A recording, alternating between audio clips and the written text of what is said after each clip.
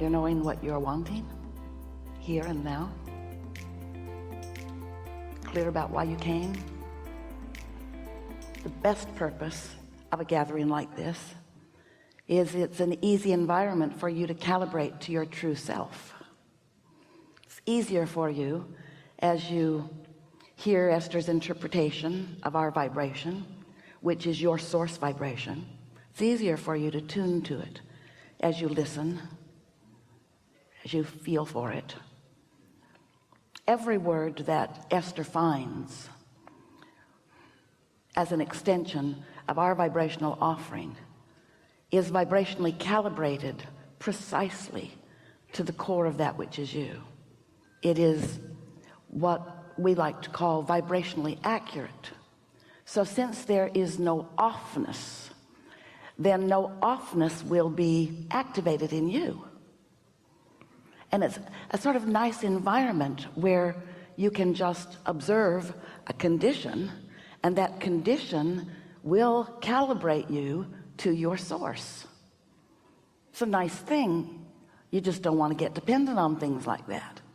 And you don't want to get dependent on conditions calibrating you either, because if you are someone who observes a situation and it activates within you a vibrational response, which then becomes your point of attraction, and it's something wonderful, that's a good thing that is happening within you. But if you get in the habit of letting conditions be your reason for calibrating to who you are, in other words, if you are just responding, something good happens and you feel good, and something bad happens and you feel bad, then you don't have any true creative control of your own vibrational output.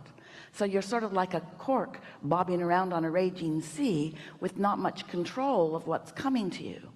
So while this is a nice environment for easy calibration, we don't want you to get hooked on needing easy environments, but then you sort of already are. The people that are easy to be with, you want to be with them. And the people that are harder to be with, you don't want to be with them. And you want to control the conditions of your life experience, because when conditions are manifesting in a way that you like, it is easier to feel good. And oh, it sounds like a mixed message from us. It isn't, but it may sound like it for this reason. Once you get control of the way you feel, then good things gather around you. You attract them. It's all attraction, attraction, attraction. And then it's logical that you would observe these good feeling things, and therefore it's logical that more good feeling things would come. But we want so much for you to understand the distinction between calibrating deliberately and calibrating by default. You want to look for the things you want to calibrate to, and you want to turn your attention from those things you don't want to calibrate to. And you were born with a guidance system that could make that easy for you if you just understood that if it feels good, it's good to give your attention to it, and if it doesn't feel good, it's good to withdraw your attention from it. But when we say take your attention away from something, that in and of itself is asking you to defy the law of attraction, because if it's active in you, you can't take your attention away from it. It's not an easy thing for the law of attraction to have hold of you relative to some habit of thought. That's what beliefs are. They're habits of thoughts that you continue to think. It's not an easy thing for you to turn away from them, because you believe them, and law of attraction delivers them to you, and then you believe them more, and then law of attraction delivers them to you, and then you believe them more, and you say, see, it is true. And we say, you made it true. You made it true. You focused upon it, and you want to say, no, it was true before I saw it. And we are not questioning that. There are a lot of things out there that are hovering around you, presenting themselves to you, getting your attention. We are not denying that they weren't there for you to observe. We just want you to use your guidance system more effectively and not focus incessantly on problems that need to be fixed. Not focus incessantly on telephones that are ringing in the audience. Hard not to notice that, isn't it? It's really wrong that that's happening. That's wrong. Hard to believe anyone would let that happen. Rather inconsiderate, don't you think? Or it cannot matter at all. No one died. Oh, someone's getting ready to, though. We can. So the law of attraction is the law that manages everything that is. It's a vibrational manager. It's what is behind radio stations transmitting and receiving. In other words, signals matching up. And while we may not transmit to Esther in a way that she can find technical words that are scientifically understood by scientists, we can say to you that you get what you think about, whether you want it or not. We can say to you that a belief is just a thought that you continue to think. It's a habit of thought. And we can say to you, sometimes you hold a belief that does not serve you, and sometimes you hold a belief that does. And we just want you to get better and better at sorting that out. We also, as we're moving forward here today, we're eager to talk with you about anything that matters to you. But we want you to come away from this gathering with a strong sense of knowing that you have more ability to focus than you may have been giving yourself credit. That the law of attraction does not make it easy for you to change a thought midstream. Because if you've got a belief that you've been thinking for a while, and after all, some of the beliefs that you hold, your mother thought, your mother believed them. And because she believed them, she demonstrated them in her own life, because she gets what she believes.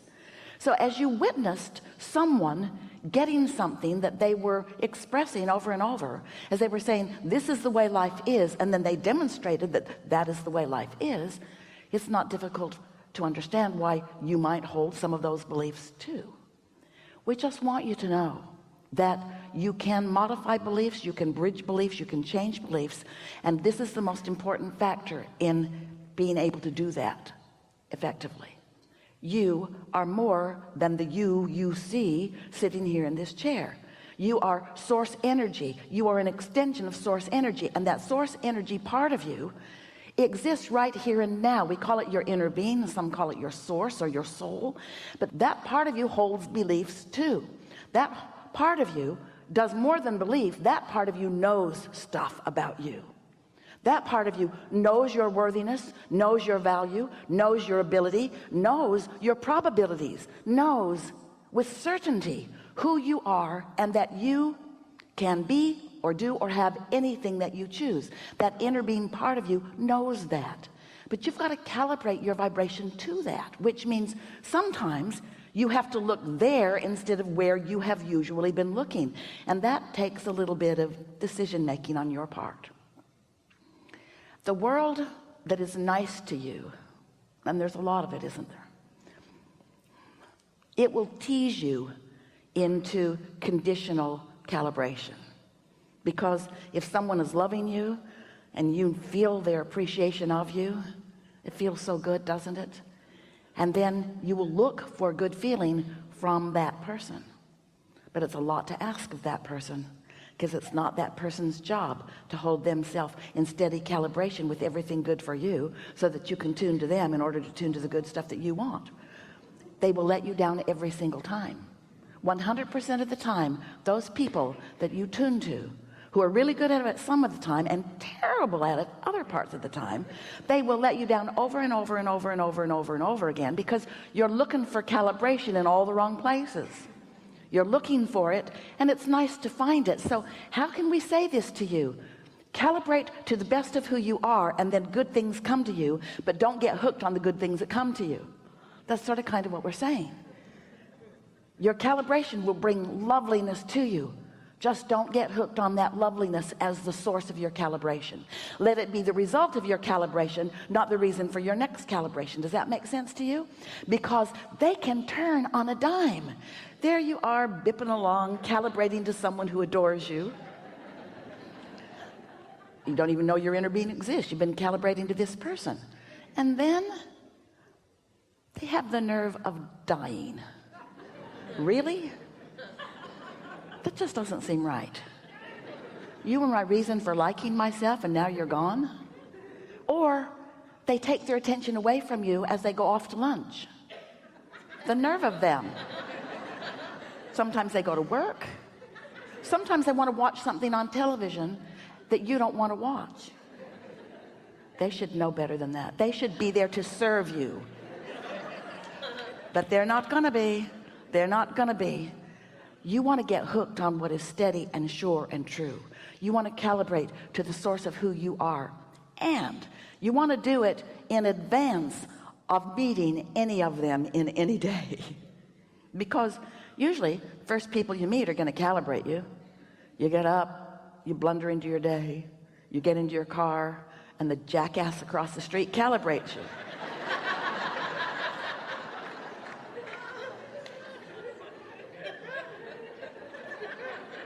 Now you have to know, we chose a specific vibration, and Esther found that word.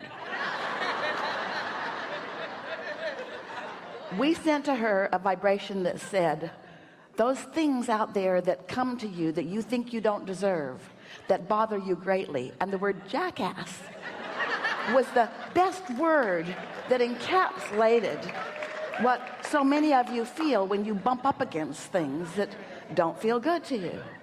And so we just want you to understand how it works, and then have fun in the daily improvement of your own calibration. Yes? Now, by calibrating, what we mean, tuning. If you've ever tuned a guitar, you know about calibration. If you've ever tuned anything, if you're even tuning your radio dial, you are, but you don't sometimes get to see the waves. It's really fun if you can watch true calibration. You can just see it come right into alignment. If you have a good ear, you can hear it come in. If you have perfect pitch, you can hear the calibration of harmonics of voices or sounds and such. And so it's a physics, science part of your world that you are experiencing all day, every day without even knowing it. And yet you were born with the most sophisticated calibration sensor that could ever be imagined. You have source energy within you calibrated at a vibration of non-resistance, which means there's no glitch in that frequency. And as you tune to that, and it feels normal to you, and you do it often enough that it's what you really want, so it's your go-to, sort of like Esther really likes it. She goes from one house to another, and her computer gives her the choice of which printer is her default printer, because until she does that, she has to choose from a list of printers. So nice when she makes that decision, and then the computer just goes there every time. So she doesn't have to think about it every time. You know what we're talking about? Don't you want to calibrate to the truest signal of who you are, so that you don't have to think it over every time? You can just feel it. We'll talk a lot about that as we are moving forward here today. So we know you have the sense of what we're talking about. You create your own reality, which means you offer a vibrational frequency, which means that vibrational frequency is being answered by all things around. And if you're not emitting it, it's not coming back to you. So if something's coming back to you, you're emitting it. It is as simple as that. We have enjoyed this interaction immensely. We are eager to talk to you about whatever matters to you. There is nothing off limits. We're going to have a wonderful day here together. What do you want to talk about? Some things. There's a lot of trouble in this room. We're going to have a very good day here today. Just relax. Don't worry about a thing. Begin right here. Stand if you think it's you.